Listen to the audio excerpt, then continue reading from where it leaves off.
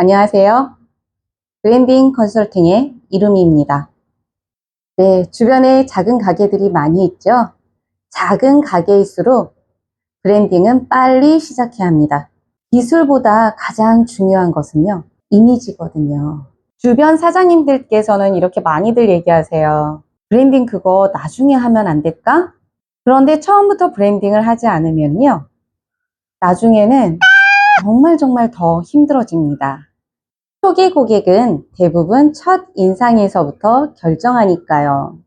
지금부터 제가 경험한 세 곳의 카테고리 직업군을 통해 브랜딩의 예시를 한번 말씀드릴게요. 자, 첫 번째 사례로 맛집, 식당을 예로 들어볼까요? 식당은 맛이 가장 중요합니다. 그 다음으로 중요한 것은 브랜딩인데요. 기본적으로 첫 고객이 방문했을 때 각인되고 기억되어야 되는 것이 있죠. 처음에는 간판을 보고 들어올 것이고요. 매장에 들어왔을 때 그 공간의 분위기, 그리고 세 번째 마지막 직원이나 사장님의 친절도, 이것을 보고 먼저 각인하게 됩니다. 방금 말씀드린 세 가지 이미지 브랜딩을 통해서 제가 말씀드리고자 하는 것은, 제가 얼마 전에 뚝배기 짬뽕집을 다녀왔어요. 근데 이곳에 가기 전에도 저도 똑같은 과정을 거치죠. 간판을 보고요. 들어가서는 공간을 보고요. 또 세 번째는 그곳의 친절도를 봅니다.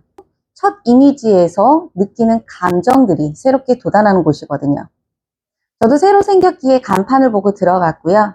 두 번째, 공간에서 느끼는 이미지를 살폈고요.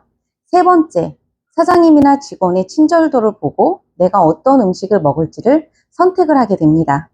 근데 이곳에서 느끼는 경험이라든가 느끼는 감정들은 모든 고객들마다 다를 거예요. 저 또한 고객으로서 갔기 때문에 느낀 경험은 다양했습니다.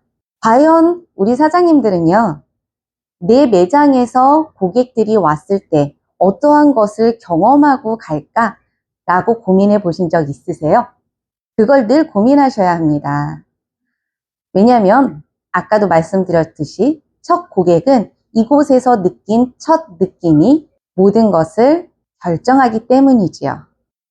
두 번째로는요, 손수식품을 만드는 5인 이하의 가족 단위의 소규모 공장이었습니다.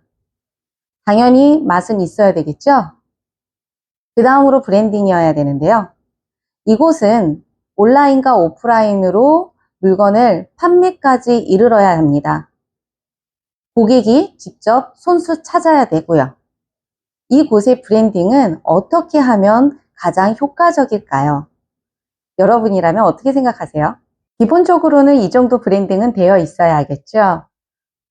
브랜드명과 브랜드송, 상품을 추가 구매할 수 있는 옵션 상품과 추가 구성 패키지 상품, 그리고 제일 마지막으로 제가 열정을 다했던 스토리입니다. 그래서 스토리화를 만든 것이 포장지였습니다. 포장지를 조금 더 독특하게 만들어서 이곳 수제 쿠키의 커스텀 포장지로 덧입힌 스토리였거든요. 이 스토리를 가지고 모든 SNS에 공유를 하고요. 이 수제 쿠키 공장의 사장님이 수제 쿠키를 만들어낸 이유와 그것을 가지고 예쁘게 더 포장하고 싶은 독특한 포장지, 이걸 가지고 스토리를 만들었더니 정말 내가 사랑하는 사람에게 선물하고 싶은 사람이라면 이곳에 들어와서 구매까지 이르는 그러한 일들이 벌어졌어요. 제가 말씀드리고 싶은 이 스토리는요, 브랜딩에 있어서 가장 중요한 역할을 합니다. 더군다나 자기의 상품을 직접 개발하고 제조하고 만드는 곳이라면 스토리는 필요할 겁니다. 스토리는 나중에 진정성으로 연결이 되고요. 또 여러 가지 마케팅에 활용이 될 거예요. 세 번째 마지막으로는 공방이에요. 이곳에서는 나무도마를 만드는 수제품 공방이었어요. 이곳의 기술력은 그야말로 예술이라고 할 수 있어요. 특히 여기서의 브랜딩 작업은 도마 작품을 만드는 스토리에서부터 시작이 되었어요. 이분은 본업을 가지고 있고요. 도마 작업은 취미 활동으로 하고 있었던 분인데요. 이분은 도마 하나를 만들기 위해서는 대략 한 달 정도의 시간을 소요합니다.